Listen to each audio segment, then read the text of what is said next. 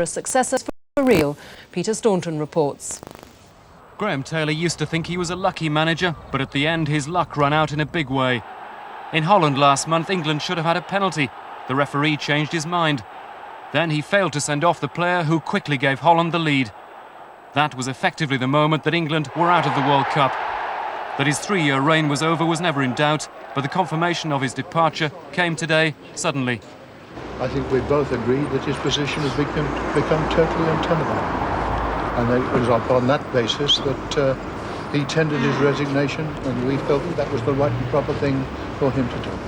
Yet he'd arrived from Aston Villa brimming with confidence. The grey men who run the FA's international committee saw him as a safe candidate who wouldn't upset the system. If any success comes my way, I'm quite happy to take the credit. If it doesn't come my way, I have to take the flak. And the flak came pretty quickly. England's disastrous European campaign last year was compounded by the substitution of the country's favourite player. When Gary Lineker walked off into retirement, the back pages went to war in a bid to get rid of a manager they'd only just welcomed. Tonight, among the faithful at Goodison, there were few kind words. I think it's good that he's chosen to go on his own accord rather than wait till next week and be kicked out. I think he should have gone a long time ago. Hasn't got a clue. So the Taylor era is about to be relegated to a footnote in football history. His record looked decent enough on paper, losing only 7 from 38. But the most important points were given away. The contenders for the job are numerous, but few of them admit to wanting it. The Leeds manager Howard Wilkinson is the bookies' favourite, along with the former Crystal Palace boss Steve Coppell, who's conveniently unemployed. Jerry Francis, who's doing an impressive job at Queen's Park Rangers, is not far behind. Kevin Keegan, the people's choice, is off limits according to his chairman. The probability now is that a caretaker manager, possibly Don Howe, will take over until the end of the season.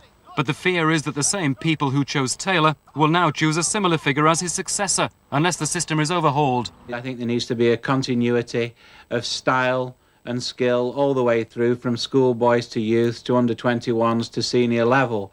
But at the moment, we're really doing it. It's like, amateur night at the local dramatics. Tonight, the tabloids were preparing their gloating finale to a short-lived career. And Graham Taylor is left to ponder what might have been if a different referee had been in charge in Rotterdam.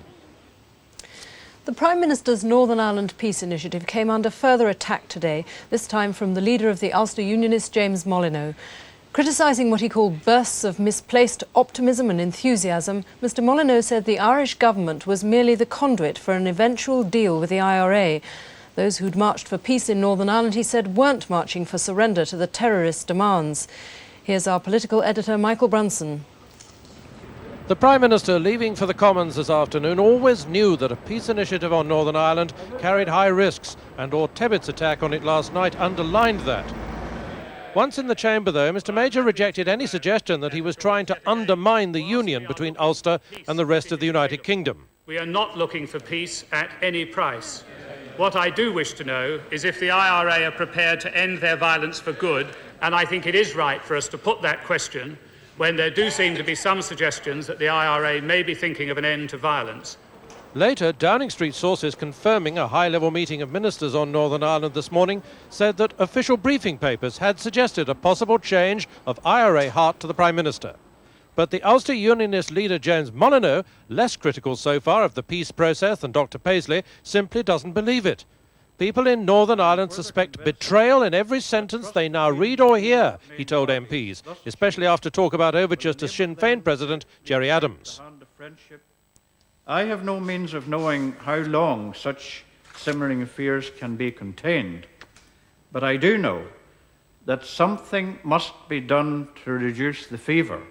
But harsher words followed when Mr Molyneux said the Irish Prime Minister, Mr Reynolds, couldn't deliver on any promise to give up Dublin's claim to the north. So, he suggested, the disastrous juxtaposition of discussions on political progress with the price demanded by the IRA in return for a halt to murder means, Mr Deputy Speaker, in effect, that Her Majesty's government is being required to do a deal not with Mr Reynolds, but with Mr Adams.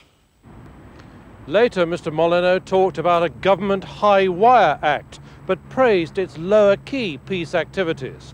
Responding, Downing Street said there was no question of any secret deal with the IRA or of the peace initiative being derailed. Michael Brunson, News at 10, Westminster. The government has abandoned its idea of putting non-graduate teachers into primary schools. The union said it would have meant education on the cheap. Women and men will still be recruited as teaching assistants. Here's our Home Affairs reporter Harry Smith. Today's decision was hailed as a victory by teachers and union leaders. Under the original plan, a so-called mum's army of mature, non-graduate recruits could qualify as teachers after just a year's training. When it was announced by the Education Secretary John Patten in the summer, it enraged teachers who described it as training on the cheap. Mr. Patten had already been forced into an embarrassing U-turn by the teachers' boycott of the new national tests. Today it was left to his Minister of State to deny this was a climb down. We have floated a proposal, discussed it, modified it in the light of those consultations, and now we're going to go ahead by piloting some courses, and I think that teachers will welcome it. It's not a climb down at all. Kate Cann is the sort of parent who might have qualified for the Mum's Army. She's one of many volunteers who help out at her local school in southwest London, but she says teaching